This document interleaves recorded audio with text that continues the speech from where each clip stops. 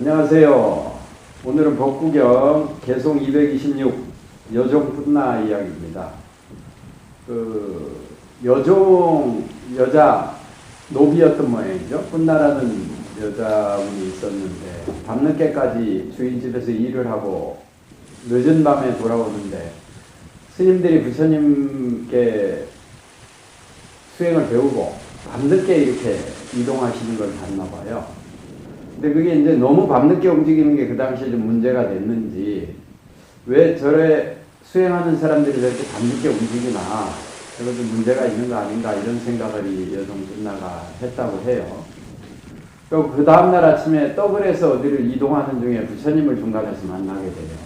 근데 부처님이 그 여종이 어젯밤에 그렇게 의문을 가졌던 걸 이렇게 아셨던 모양이죠.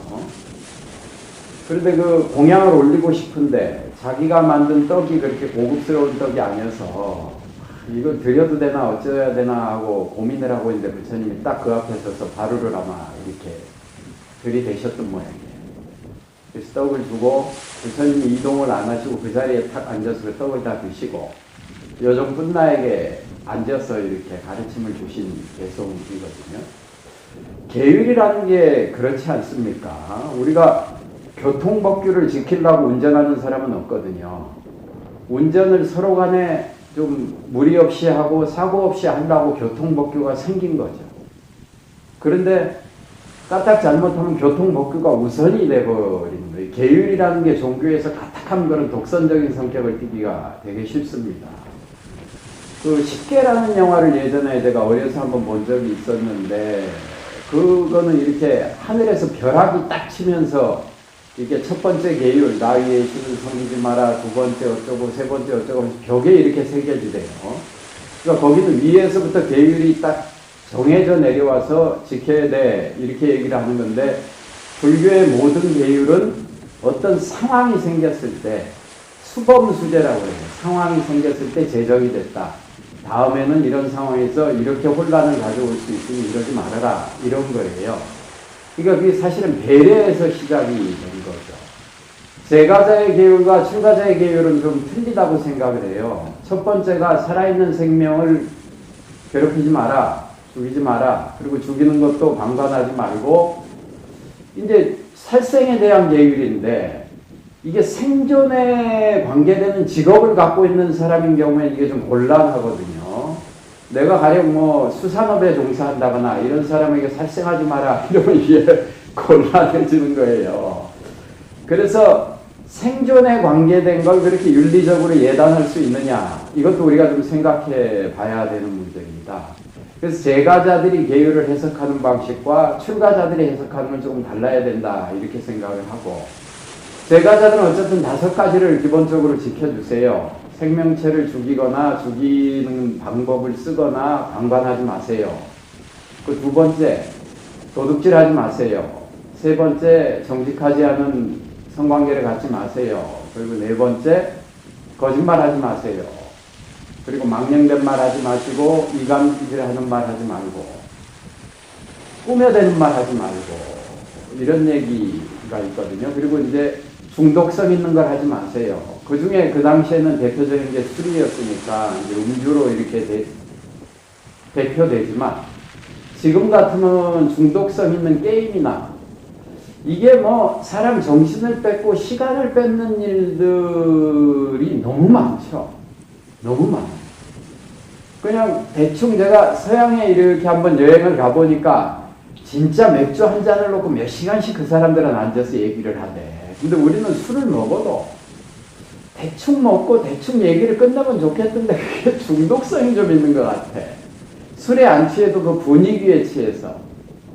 그게 그 적당한 나이 때 좀 해보고 그게 극복이 되셔야 될 것 같은데 그게 안 되는 경우가 참 많대요. 중독성 있는 걸 하지 마세요.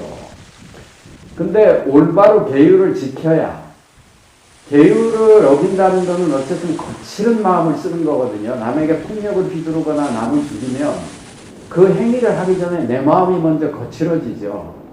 도둑질을 하거나 술수를 써서 남의 재산을 뺏는 것도 마음이 편치 않을 거예요.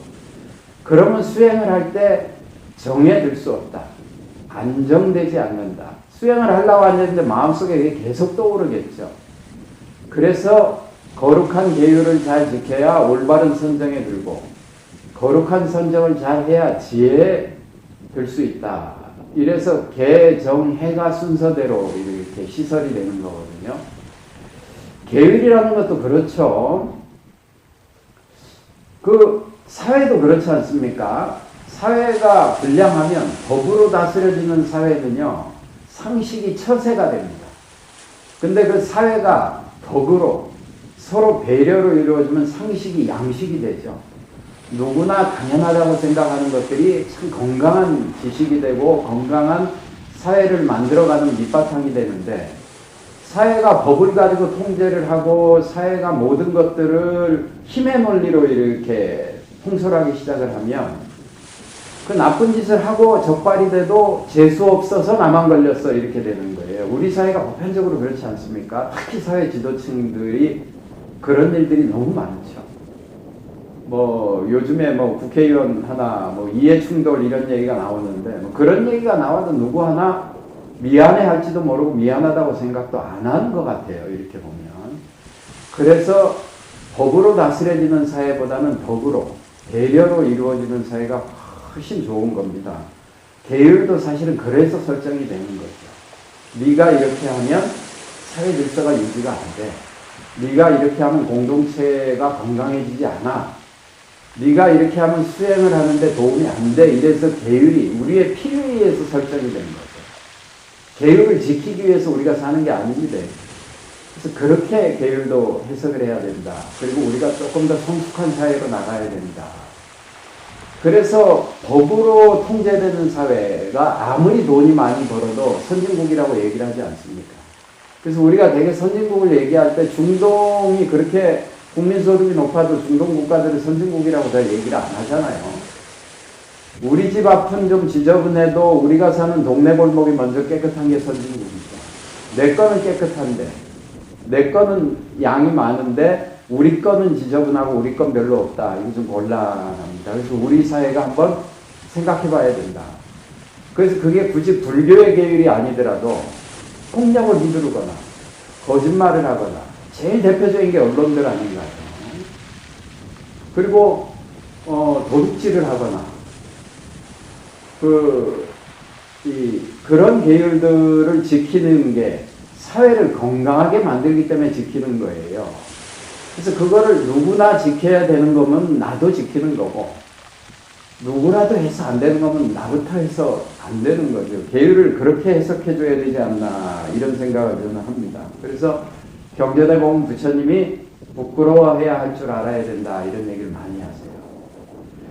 그 논어에도 그런 비유가 나오는데, 공자님이 어디를 가다가 남이 술을 먹고 대낮에 술을 먹고 남의 집 처마 밑에서 누가 잠을 자고 있으니까 가다 말고 깨워가지고 가르침을 주시더래요. 인생을 이렇게 낭비하면 안 된다. 그래서 가르침을 주고 가셨는데 조금 더 가다 보니 어떤 사람이 술을 먹고 길바닥 한가운데서 잠을 자고 있더라는 거예요. 공자님이 그냥 지나가셨대.